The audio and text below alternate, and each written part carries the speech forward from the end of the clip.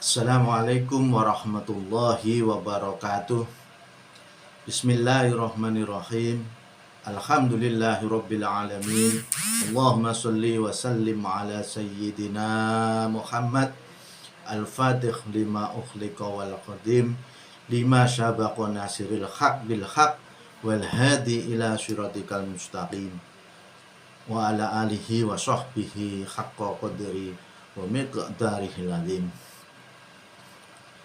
Sahabat yang saya hormati, alhamdulillah pada video ini saya akan melanjutkan pembahasan tentang asas-asas hukum waris di dalam kompilasi hukum Islam. Yang terakhir kemarin adalah asas wasiat wajibah. Selanjutnya kita akan fahami bahwa di dalam hukum waris Islam yang tercantum dalam KHI itu juga ada azas yang tidak kalah pentingnya. Ini merupakan hasil dari ijtihad para hakim yang tertuang dalam jurisprudensi, yaitu azas egaliter. Yang dimaksud azas egaliter ini adalah kerabat karena hubungan darah yang memeluk agama selain Islam mendapat wasiat wajibah maksimal sepertiga bagian dan tidak boleh melebihi bagian ahli waris yang sederajat dengannya. Jadi mungkin ini yang di awal saya sampaikan, bahwa kemungkinan apa yang saya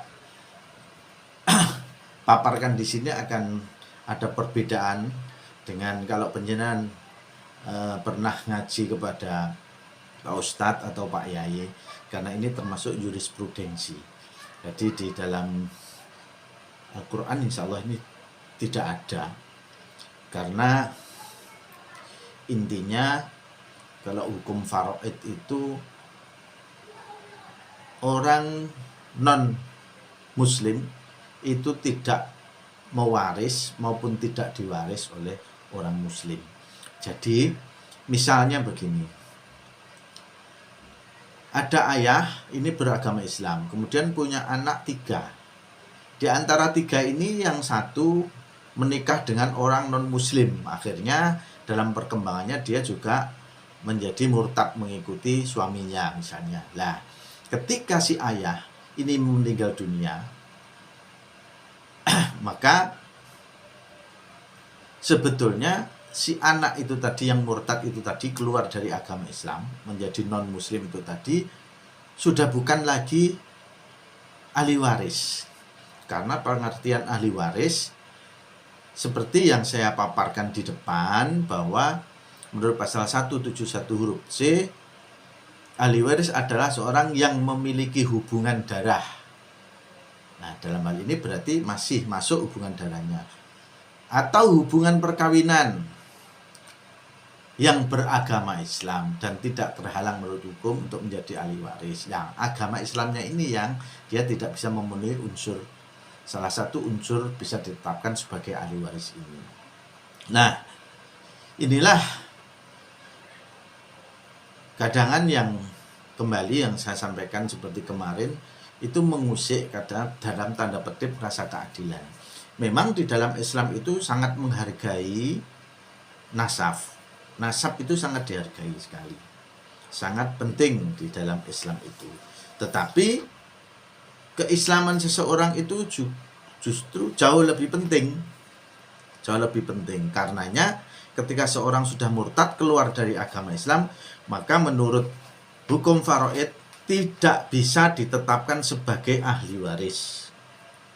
Nah, kemudian dalam perkembangan selanjutnya, maka jika keadaan-keadaan yang tertentu, yang misalkan justru anak yang murtad yang keluar dari agama Islam ini tadi justru lebih banyak berinteraksi atau lebih banyak mensupport, lebih banyak saling memberi kepada orang tuanya itu tadi. Lah inilah dalam hal ini hakim menggali hukum ini agar dalam tanda petik mampu memberikan keadilan ketika ada keadaan-keadaan yang menyimpang seperti ini, yaitu makanya ditetapkannya azas egaliter, yang dalam hal ini berarti anak yang tadi sudah murtad tetap tidak bisa ditetapkan sebagai ahli waris, tetapi dia berhak untuk mendapatkan wasiat wajibah sebanyak 1/3 bagian dan tidak boleh melebihi bagian ahli waris lain yang sederajat.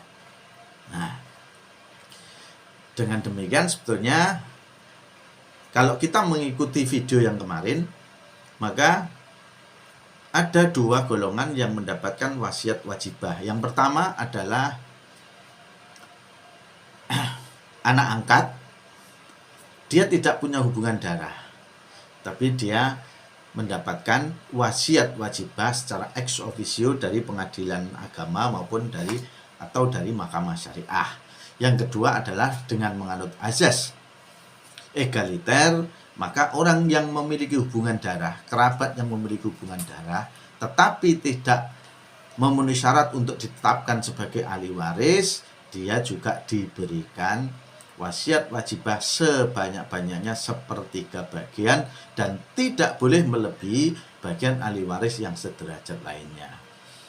Saya kira itu yang bisa saya sampaikan mengenai azas egaliter ini.